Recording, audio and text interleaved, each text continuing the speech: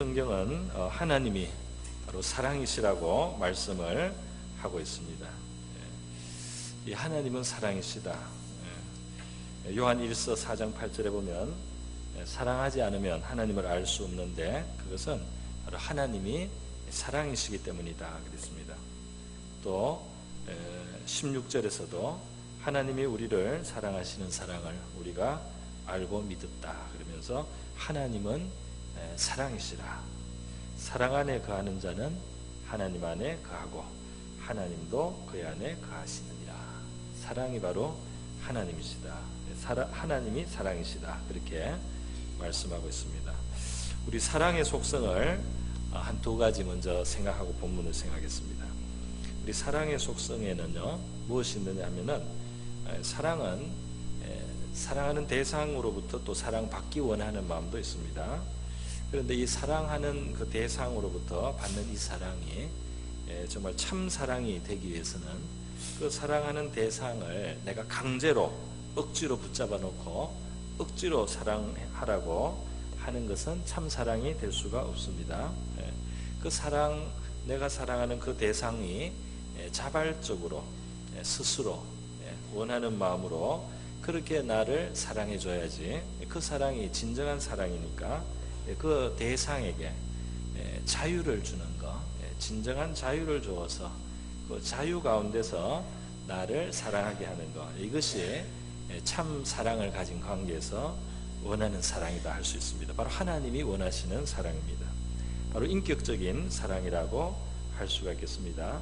그래서 하나님은 우리를, 인간을 하나님의 진정한 사랑의 대상으로 창조하셨기 때문에 우리 인간에게 자유를 주셔야 됩니다. 참 자유를 주셔서 우리 사람이 하나님을 진정으로 자유로운 선택으로 사랑하기를 택할 수 있도록 그렇게 해 주셔야 하는 것입니다. 그렇기 때문에 하나님은 인간에게 하나님을 사랑하지 않을 수도 있게, 그리고 하나님의 말씀을 순종치 않을 수도 있는, 하나님을 떠날 수도 있는 그 자유를 주셔서 인간으로부터 진정한 사랑을 받기를 원하신 것입니다.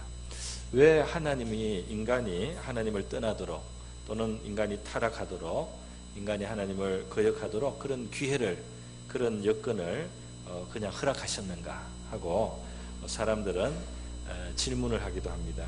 그런데 거기에 대한 바로 대답은 하나님은 참 사랑을 원하시기 때문에 우리에게 그런 진정한 자유를 주셔야만 한다는 것입니다. 배반을 당하는 한이 있더라도, 내가 상처를 받는 한이 있더라도 그 상대방이 진정한 자유를 가져야만 참 사랑으로 나와의 관계가 이루어질 수 있기 때문에 하나님이 택하신 바로 사랑의 모습이라고 할 수 있겠습니다. 사랑은 이처럼 그 대상에게 진정한 자유를 주고요. 또 사랑은 무엇으로 또 나타나느냐 하면 그 사랑하는 대상을 위해서 자기를 희생하는 것으로, 자기를 희생하는 것으로 이 사랑은 나타난다, 그렇게 말할 수 있겠습니다. 내가 사랑하는 대상을 내 소유로 삼고 내가 꼭 붙들어서 꼼짝 못하게 하고 이것이 아니라 내가 얼마나 그 상대방의 행복을 위해서 버릴 수 있는가, 포기할 수 있는가, 희생할 수 있는가, 이것이 진정한 사랑의 그 모습이라고 할 수 있겠습니다. 진정한 사랑은 그것으로 나타나는 것이죠. 우리 이 세상에서 종종 부모의 사랑이 이러한 사랑으로 나타날 때가 있습니다. 자녀들을 위해서 희생해 주시는 사랑, 그것으로 말미암아 우리는 이 땅에서 하나님의 사랑에 제일 가까운 사랑을 발견할 수 있죠. 어느 목사님의 간증을 제가 들었습니다. 이분이 이제 미국에 가서 미국 신문에 난 기사를 보신 거예요. 그걸 말씀해 주셨는데요. 그 신문 기사는 이런 내용입니다. 6.25 때 한국에 와서 싸워줬던 미군 병사 중에 한 사람이 이제 그 전쟁이 자기가 본국으로 귀국을 할 때 고아 한 명을 데리고 귀국을 했습니다. 그래서 이제 입양을 해서 길렀습니다. 그래서 이 아기가 이제 자라서요, 이제 이 성년이 되었을 때, 자랐을 때, 이제 그 입양해 온 양아들에게 한국 청년이죠. 이제 설명을 해줬습니다. 어떻게 입양하게 됐는지 이제 처음으로 철이 들었으니까 이제 설명을 해준 겁니다. 그 설명한 내용은 뭐냐면 이 사람이 이제 청년 때 이 한국에 와서 말이죠. 이제 작전을 하고 있는데 어느 지역에서 애기 우는 소리가 이제 들리는 겁니다. 애기 우는 소리가 계속 애달픈 애기 우는 소리가 들려서 수색을 했더니 그 다리 밑에 한 그 구석에 한 여자가 있는데 이 여자가 벌거벗고 이렇게 웅크린 채로 얼어 죽어 있는 거예요.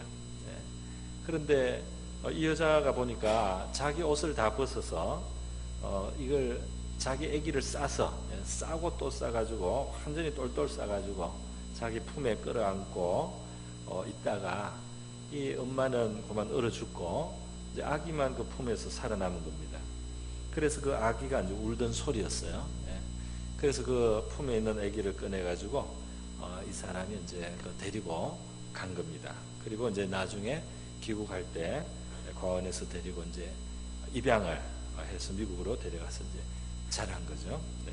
이것을 이제 들은 그 아들, 그 청년이 이제 이 아버지와 양아버지와 함께 한국에 왔어요. 와가지고 그 자리를 찾은 겁니다. 그 다리 있는 데를 찾고 이제 그 어머니는 그 군인이 미군이 이제 파서 근처에다가 묻어준 거죠. 묻어주고 표시를 어떻게 했는지 뭐 대략 했는데 그래서 이제 그 자리라고 생각되는 곳을 찾아와 가지고요. 그 아들과 함께 그곳에 이제 서게 되었어요. 그랬더니 이 그 양아들이 자기를 살리기 위해서 얼어 죽은 자기 이제 생모의 그 무덤 앞이죠. 거기에서 자기 옷을 다 벗었어요. 그 땅에 생모의 무덤이라고 생각되는 그 땅에 덮어줬어요. 덮어주고 거기서 이제 나를 위해서 얼마나 추우셨습니까 하고 절을 하면서 이제 울었다는 그런 내용이었어요. 그런 내용을 봤습니다. 그러니까 정말 그 자기가 죽어가면서 그 아기를 살린 그 어머니의 그 사랑, 근데 이러한 그 진짜 사랑이죠. 정말 죽음을, 이 살아있는 것 중에 죽는 것만큼 싫어하는 것이 뭐가 있겠습니까? 살아있는 것은 죽는 것을 다 싫어하죠. 그런데 이 죽음도 감수하게 하는 이 죽음보다 강한 이 사랑을 우리는 이렇게 볼 수가 있습니다. 성경이 하나님을 사랑이라고 이렇게 말할 때 바로 하나님께도 그런 속성이 있다는 겁니다. 바로 하나님은 그런 분이시라는 거죠.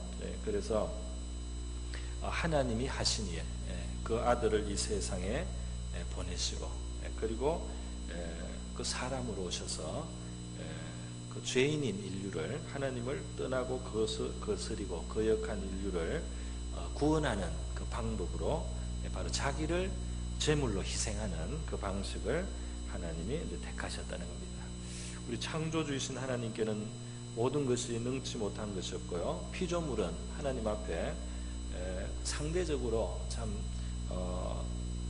그렇게 중요하지 않은 것이어서 말이죠. 그것을 없애버리고 새로 만들 수도 있을 텐데 하나님은 타락한 인류를 버리고 영원히 그냥 버리고 심판하고 새로 시작하시지 않고 그 타락하고 병들고 그리고 하나님 앞에 이미 더럽혀진 인류지만 그 인류를 건져내기 위해서 하나님이 창조할 때보다 더 어려운 선택을, 더 어려운 길을 선택하셔서 사람이 되시고 이 땅에서 고난을 받으시고 그리고 피 흘리시기까지 하고 죽음을 들어가시기까지 하시는 이러한 일을 하나님이 하셨다는 겁니다.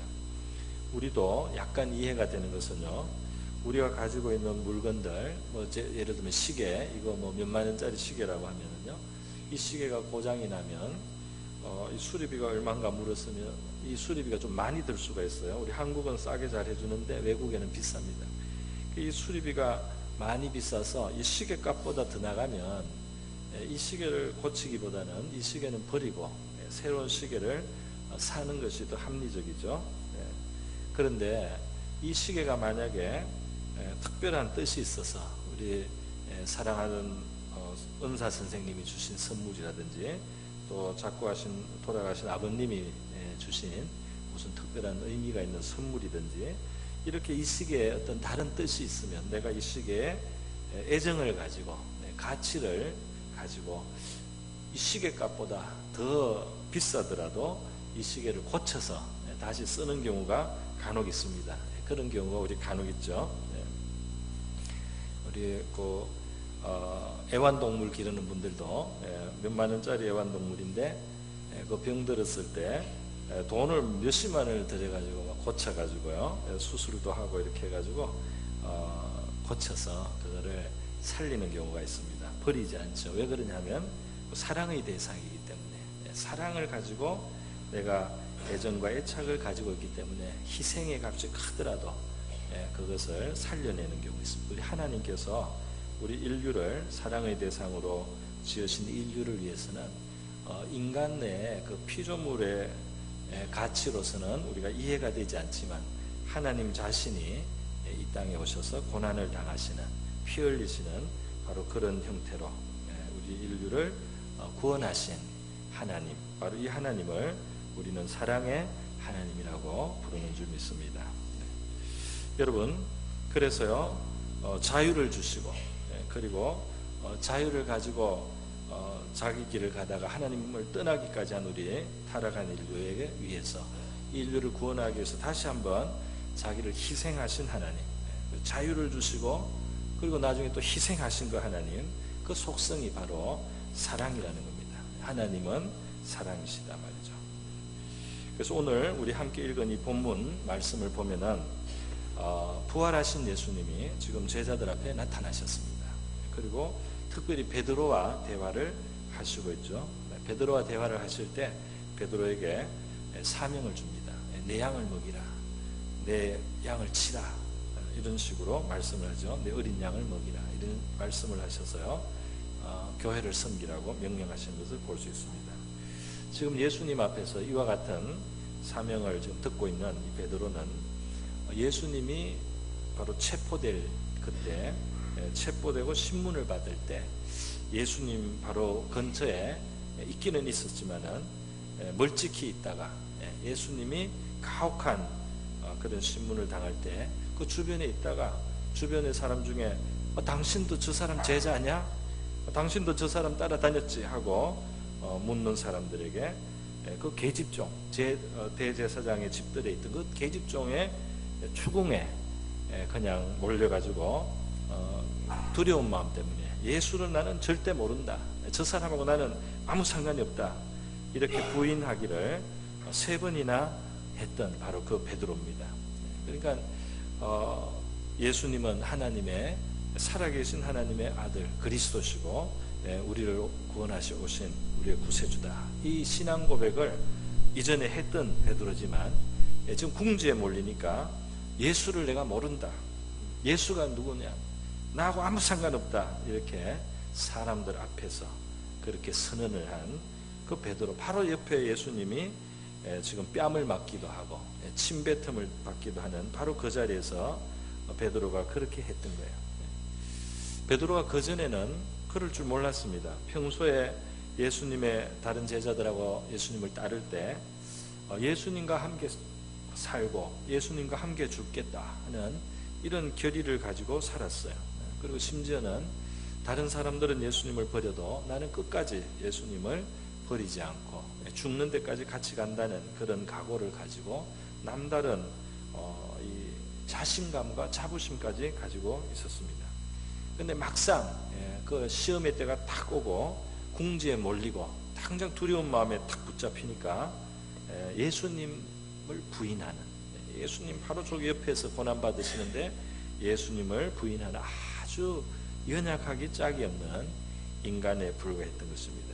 그래서 베드로는 그렇게 3번 예수님을 부인하고 났을 때 이 새벽닭이 우는 소리가 2번 들려왔습니다.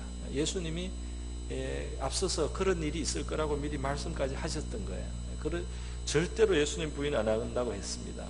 그래도 예수님이 그 말씀하신 대로 정말 예수님을 부인했다는 그 자기의 그 연약함을 알고는 베드로가 가슴 아프게 생각하고 나가서 큰 소리로 통곡하며 울었다. 이렇게 성경은 기록하고 있습니다.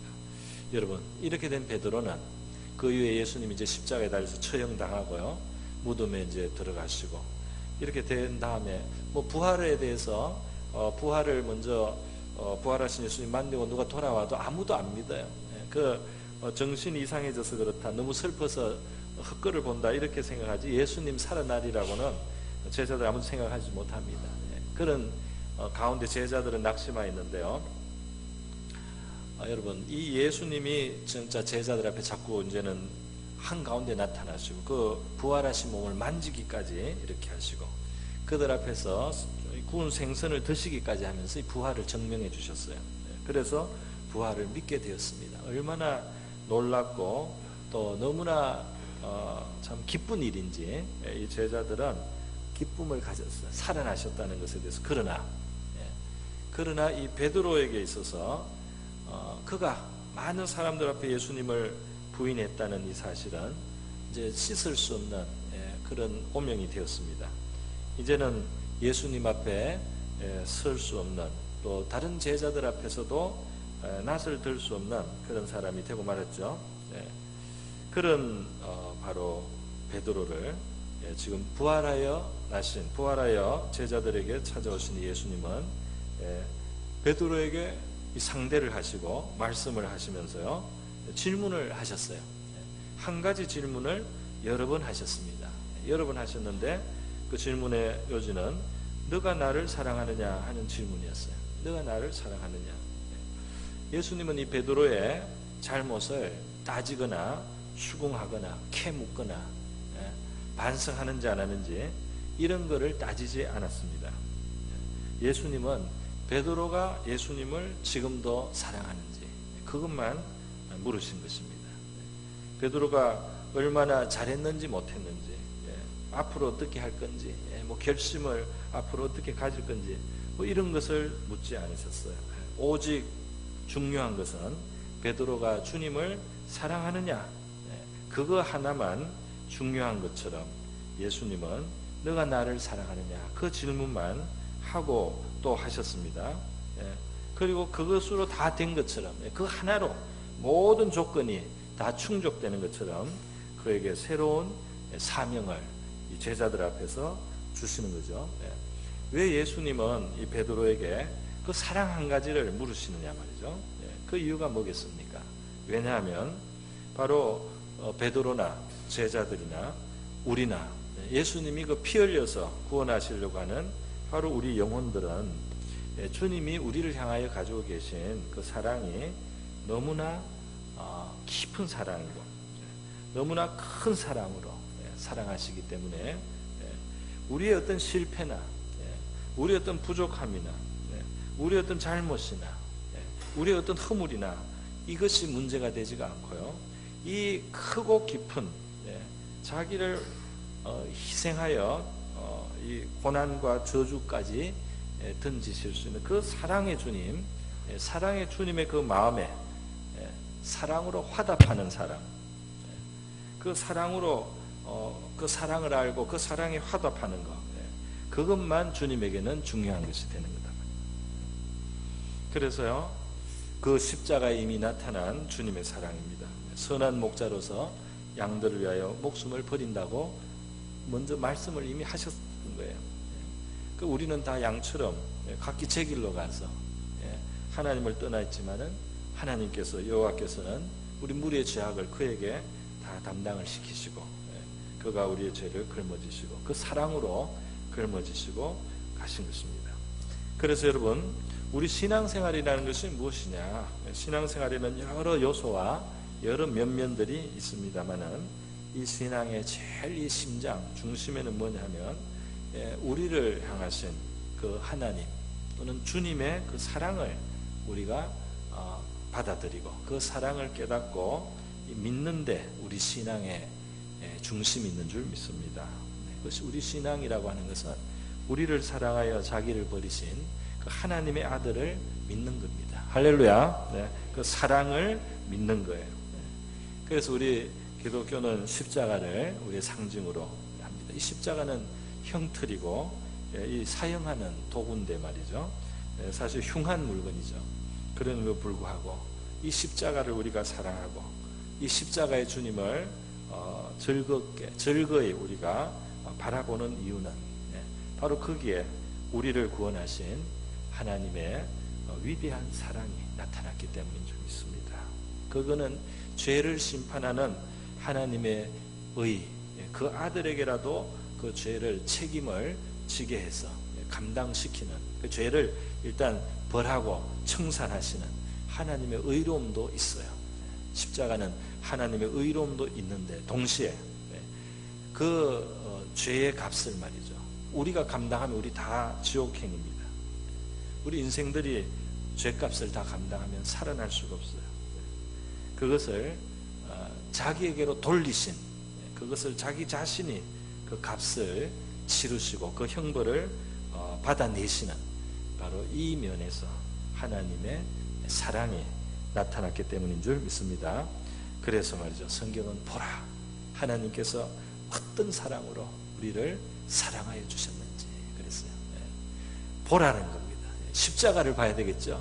뭘 봐야 되겠습니까? 십자가를 봐야 될 줄 믿습니다. 우리 마음의 눈으로, 믿음의 눈으로 십자가에 달리신 주님을 바라보시기를 바랍니다. 그가 왜 그렇게 피투성이가 되었나 말이에요. 그에게서 왜 피가 뚝뚝 떨어지느냐 말이에요. 왜 그의 살이 찢기었나 말이에요. 왜 그에게 대못이 박혀있냐 말이에요. 왜 그에게 가시면류관이 박혀서 이마에서부터 찢기고 피가 흘러내리느냐 말이죠.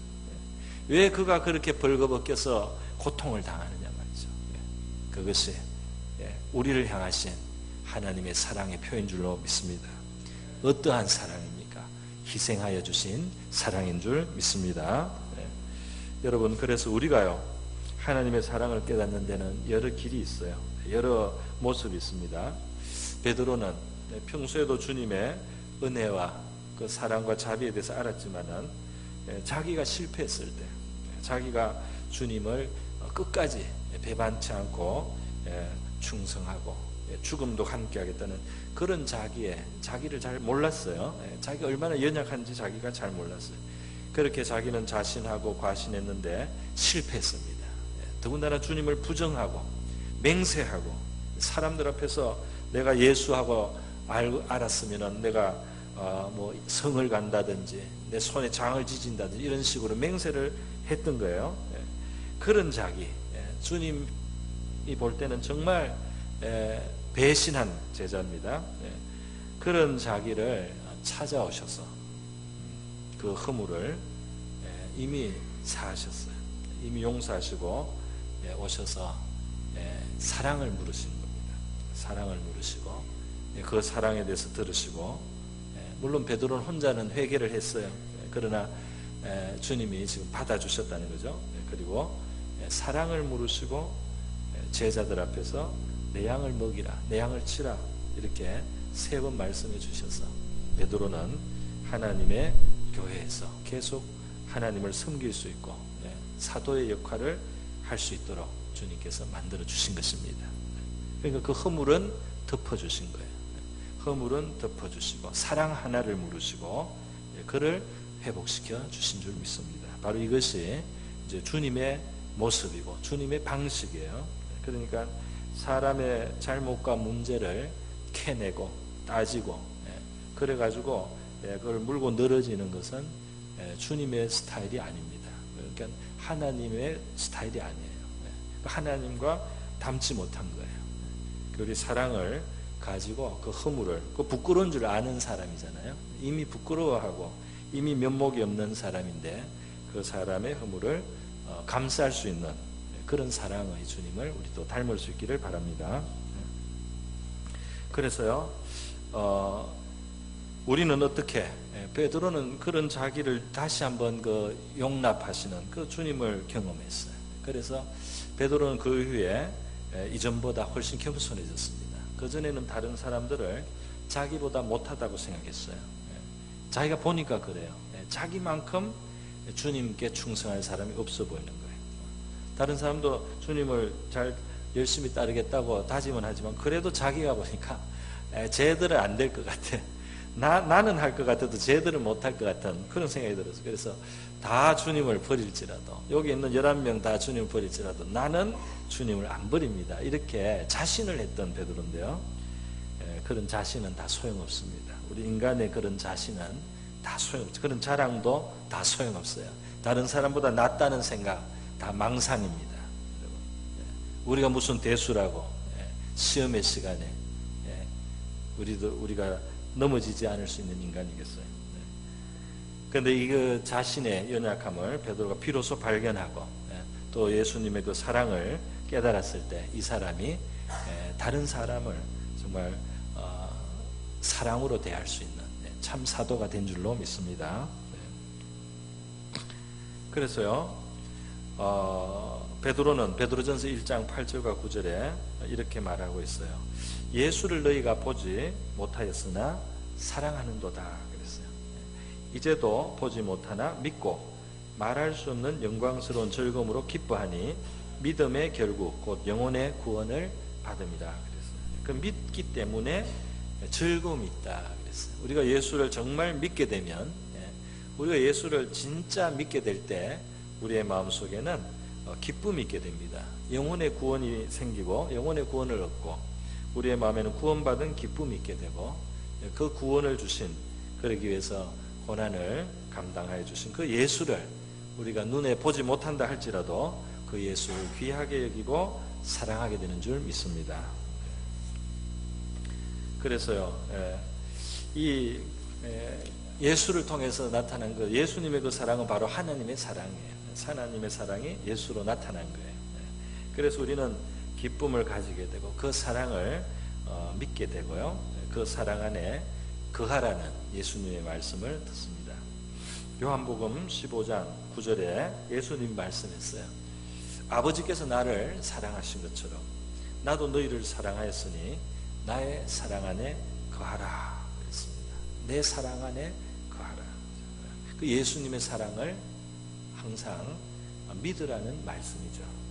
어떤 환경의 변화가 오고 어떤 처지가 어렵고 혹은 풍랑이 일고 먹구름이 끼고 비바람이 몰아쳐도 풍파가 일어도 내가 너희를 사랑한다는 그 사랑은 변함이 없다는 사실을 항상 믿고 있어라. 내 사랑 안에 거하라고 말씀하셨습니다. 정말 우리 주님의 사랑을 믿고 항상 그 사랑 안에 거할 수 있기를 바랍니다. 아버지께서 나를 사랑하신 것처럼 나도 너희를 사랑한다 그랬습니다. 하나님 성부 하나님 아버지는 이 성자 예수 창조 전부터 세상이 만들어지기 전부터 함께 계셨다고 우리 요한복음 1장에 말씀하고 있습니다. 그 완전한 아들 하나님의 완전한 사랑의 대상인 그 창세전에 하나님의 아들을 하나님 아버지는 정말 무한히 사랑하셨어요. 그 무한한 사랑으로 사랑하여 주셨는데 예수님이 지금 놀라운 말씀하는 겁니다. 우리는 지금 유한한 피조물이고 죄도 있고 하나님 앞에 허물 있는 인생인데 우리를 향해서 그런 완전한 사랑으로 우리를 사랑한다. 아버지께서 나를 사랑하신 것처럼 나도 너희를 사랑한다. 완전하고 영원한 사랑으로 너희를 사랑하니까 그 사랑을 믿고 그 사랑을 항상 붙들고 살아라. 이렇게 예수님께서 말씀하고 있는 것인 줄 믿습니다. 여러분 이게 중요한 거예요. 우리가 하나님의 사랑을 정말 한 번이라도 진심으로 받아들였다면 이 말씀을 받아야 할 줄 믿습니다. 어떤 형편이 있더라도요. 로마서 5장 5절에 보면 이 그 하나님의 사랑이 말이죠. 때로는 우리에게 정말 이 실감되도록 하는 이 성령의 은혜에 대해서 말씀하고 있어요. 소망이 우리를 부끄럽게 하지 아니함은 로마서 5장 5절인데요. 우리에게 주신 성령으로 말미암아 하나님의 사랑이 우리 마음에 부은 바 됨이니라는 구절이 있습니다. 그러니까 이 성령은 이런 역사를 해요. 성령은 하나님의 그 사랑이 우리 마음속에 이렇게 부어지듯이 컵에 채워지듯이 하나님의 사랑이 우리 마음에 풍성하게 채워지는 이런 감화와 감동도 성령님이 하십니다. 여러분 중에는 그런 감화와 감동을 받아보신 분이 많이 있으리라고 생각합니다. 그리고 또 아직 그런 경험을 못했을 수도 있어요. 그러나 성령의 그런 감화 감동을 그런 식으로 못한 사람은 그 은혜를 사모하면 되죠. 그런 사랑을 더 알기를 원하고 하나님의 사랑이 부어지는 것을 사모하고 기도하면 우리 하나님께서 그 사랑을 보여주실 줄 믿습니다. 그런데 그 사랑이 실감이 되든 아니면 그냥 내가 복음을 듣고 그냥 마음으로 믿음으로 받아들이든 그것이 차이가 없습니다. 어떤 사람은 어떤 계기로 하나님의 사랑이 막 마음에 부어지는 걸 느꼈어요. 그래서 너무 이 천국에 와 있는 것처럼 기쁘고 감사했어요. 그러나 하루 자고 나면은 어떻습니까? 하루 자고 나면은 그냥 옛날 같아요. 그냥 마음이 항상 막 그렇게 느낌으로 하나님의 사랑이 느껴지지 않을 수 있어요. 그게 정상이에요.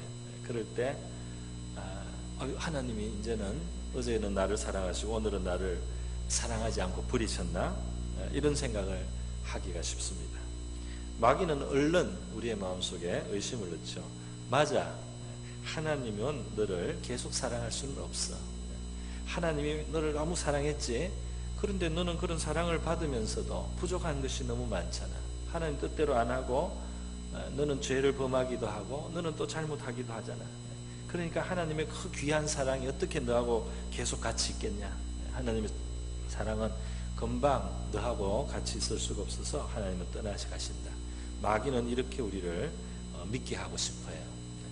그런데 여러분, 그렇게 금방 떠나갈 사랑이면 우리 하나님께서 그 아들을 십자가에 못 박으시지 않으셨을 것입니다. 그 아들을 그렇게 희생하면서 우리를 구원하신 하나님께서는 우리의 허물과 죄에도 불구하고 그 사랑이 우리에게 변함없으신 그 사랑을 베푸시기 위해서 그 아들을 희생하신 줄 믿습니다.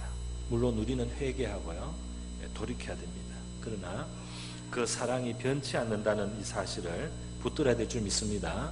내 마음에 지금 현재적으로 그 사랑이 느껴지든지 느껴지지 않든지 하나님의 사랑은 변함이 없단 말이죠. 이 사랑 안에 거하시는 저와 여러분 될 수 있기를 바랍니다. 그래서 우리 하나님의 사랑을 알고 그 사랑을 붙드는 이것이 신앙의 요체요. 이것이 신앙의 심장입니다. 다른 것이 많이 있어도 이것이 빠지면은 우리 신앙은 이제 껍데기가 되는 거예요. 그래서 예수님께서는 이 성도들, 교회를 향해서도 똑같은 주문을, 똑같은 요구를 하신 것이 성경에 나타납니다. 요한계시록 2장 1절에서 7절의 말씀인데요. 우리가 한번 교독을 하도록 하겠습니다. 우리 화면에 한번 보여주시기 바랍니다. 저와 여러분이 교독을 하겠습니다. 에베소 교회의 사자에게 편지하라.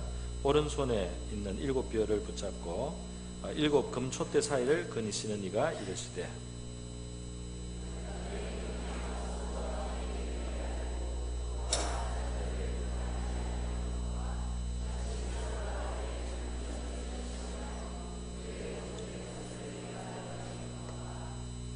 또 내가 참고 내 이름을 위하여 견디고 게으르지 아니한 것을 아노라.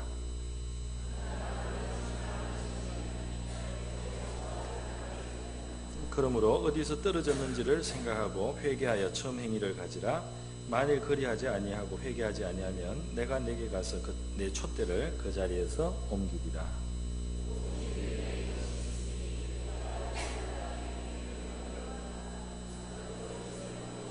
함께 읽겠습니다. 귀 있는 자는 성령이 교회들에게 하시는 말씀을 들을지어다. 이기는 그에게는 내가 하나님의 낙원에 있는 생명나무의 열매를 주어 먹게 하리라. 아멘. 네. 그래서요, 예수님께서는 이 에베소 교회를 향해서 그 처음 사랑을 가지라. 처음 사랑을 버린 것을 내가 책망한다. 처음 사랑을 다시 가져라. 그 처음 사랑과 함께 있었던 처음 행위를 가지라. 이렇게 말씀을 하고 있습니다.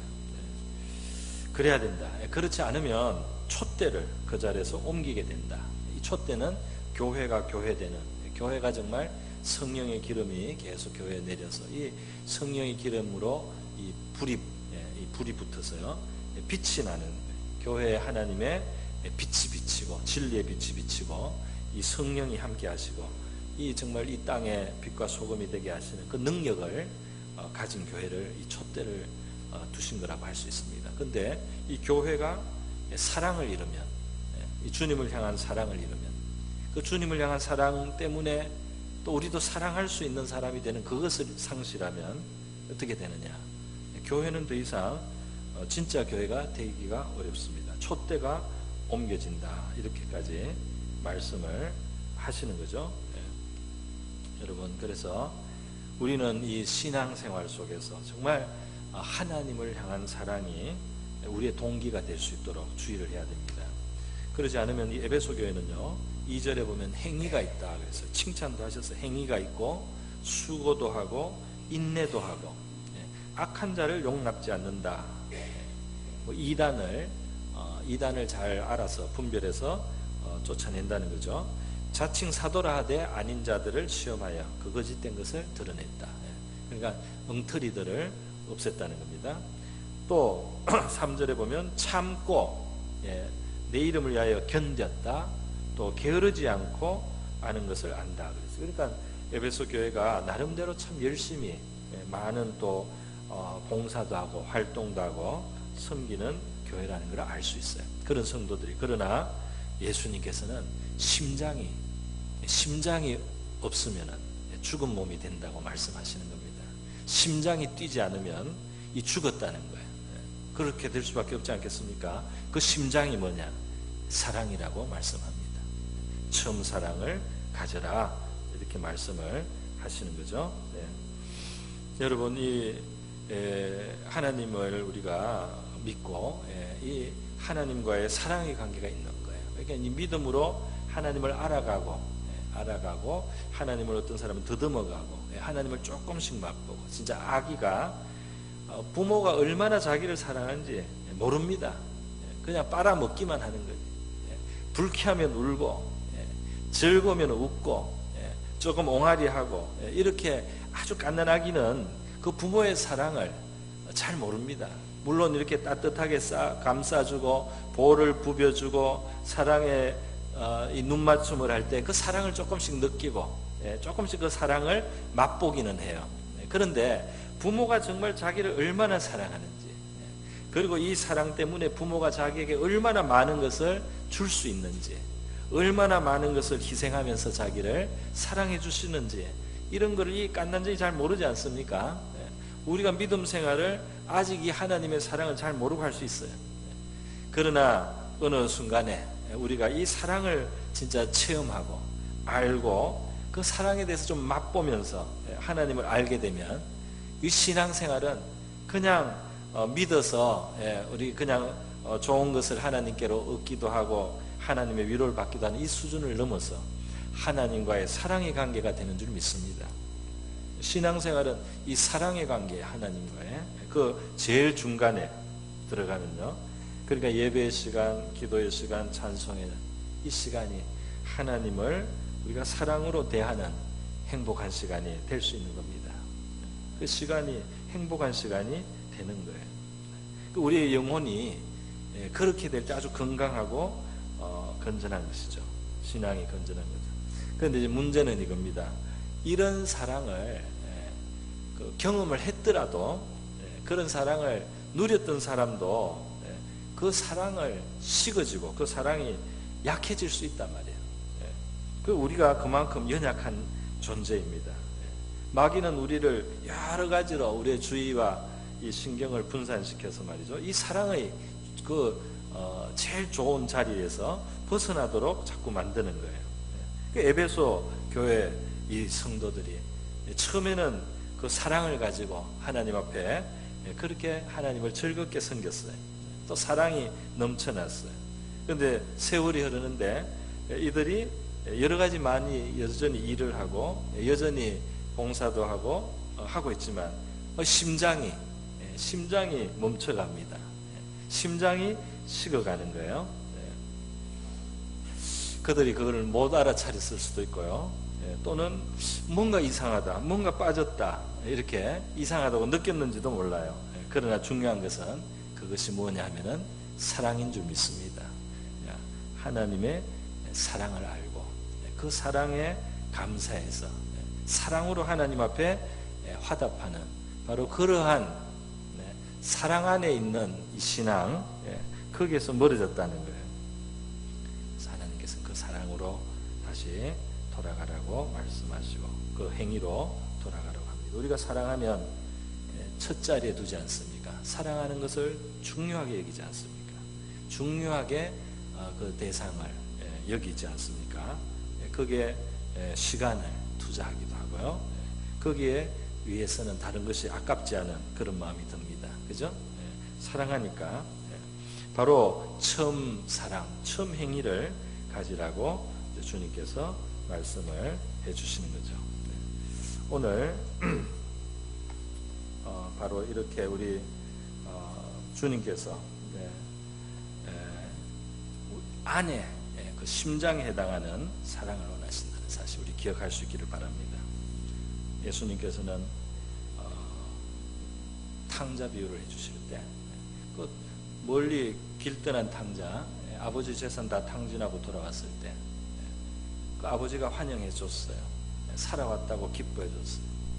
그런데 이 집에 있던 큰아들은 동생이 와도 기쁘지가 않았습니다. 가지고 다 창리하고 털어먹은 저 아들을 왜 환영해 주는가? 나는 아버지한테 종처럼 지냈는데 왜 아버지는 나에게는 각박하고 이 동생에게만 지나치게 후한가? 그래서 그런데 그게 아니에요. 그 아버지는 이 큰아들에게도 얼마든지 후하신 분이었어요. 자기가 그것을 몰랐습니다. 자기가 그 아버지의 사랑을 모르고 살아왔어요. 아버지 앞에서 종처럼 살아왔습니다. 사랑받는 아들로 살지를 못했어요. 그 아버지의 사랑을 기뻐하지를 못했어요. 그의 그 생활에는 아버지의 사랑 때문에 기뻐하는 것이 없었다 이 말입니다. 그가 아버지의 사랑을 기뻐하며 살았더라면 동생이 왔을 때 동생이 불쌍하게 보였을 거예요. 그리고 동생을 용서해주고 동생을 받아줄 수 있는 그런 마음이 얼마든지 있었을 것입니다.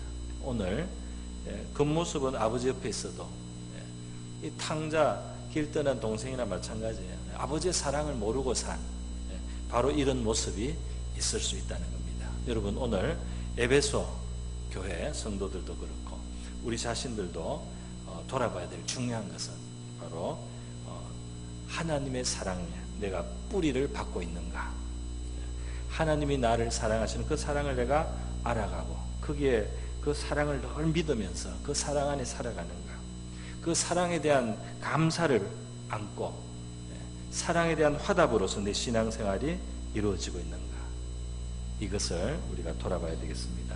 우리 하나님의 사랑을 더 깨닫고 그 사랑 안에 거하는 저와 여러분 될 수 있기를 바랍니다. 우리 다 같이 기도하겠습니다. 이 시간 그 아들을 내어주시기까지 나타내신 이 사랑은 객관적으로 증명되고 나타난 사랑입니다. 그 사랑을 굳게 붙들게 하시고 그 사랑을 늘 바라보게 하시고 성령님 도와주셔서 그 사랑을 내 마음에 또 늘 새롭게 채워주시옵소서. 그리고 그 사랑 안에 늘 거하고 어떤 형편 어떤 상황에서도 그 사랑을 믿고 살아가는 우리가 되게 하여 주시옵소서. 다 같이 감사하며 하나님 앞에 기도합니다. 기도하겠습니다. 고마우신 아버지 감사드립니다. 오늘 요한복음의 말씀 예수님을 부인했던 베드로에게 찾아오셔서 사랑의 말씀으로 물으시고 또 그를 이미 용서하신 주님의 그 사랑이 나타난 것을 우리가 봅니다. 사랑만 이렇게 중요한 것처럼 말씀하시는 예수님의 그 마음과 그 가슴을 깨닫는 저희가 되게 해 주시기를 원합니다. 주님의 사랑에 사랑으로 화답하는 저희들 되기를 원합니다. 성령님께서 아버지의 사랑을 우리의 마음에 부어주시고 하나님의 사랑을 잘 깨닫지 못한 우리의 마음 열어주셔서 그 놀라운 사랑을 알게 하시고 사랑 안에 거하고 사랑에 거하는 우리가 되게 하여 주옵소서. 고마우신 하나님 아버지 감사드립니다. 하나님의 사랑은 정말 하늘보다 크고 넓은 위대한 사랑이며 우리 인생의 부모님을 통해서 우리가 조금씩 볼 수 있는 그 사랑도 결국은 우리 하나님이 가지신 그 희생하시는 위대한 사랑의 작은 표현인 줄 믿습니다. 하나님 아버지 우리 예수 그리스도를 통하여 보여주신 그 큰 사랑을 우리가 항상 바라보게 하옵시고, 그 사랑 안에서 우리를 불러주신 것을 깨닫고 그 사랑에 우리의 믿음의 뿌리를 굳게 내리게 하여 주옵소서. 성령께서도 아버지의 사랑을 우리의 마음속에 부어주셔서 아버지의 사랑을 정말 우리가 실감하고 체험할 수 있도록 또 은혜 주시기를 원하옵나이다. 그러나 그 사랑이 우리의 마음에 실감되거나 되지 않거나 언제나 변함없는 주님이 이미 행하신 그 희생을 우리가 알기에 십자가를 바라보며 풍랑이 이고 먹구름이 끼고 비바람이 쳐도 우리 하나님의 위대한 사랑이 변함없다는 사실을 굳게 붙드는 저 우리 모든 성도들 되게 하여 주시옵소서. 고마우신 예수님의 귀하신 이름으로 기도드립니다.